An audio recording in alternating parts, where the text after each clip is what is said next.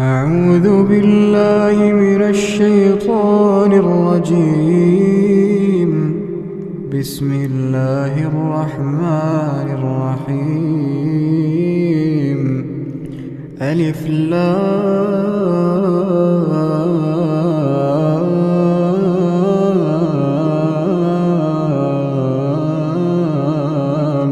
ميم. الله لا إله إلا هو الحي القيوم. نزل عليك الكتاب بالحق مصدقا لما بين يديه وأنزل التوراة والإنجيل من قبل هدى للناس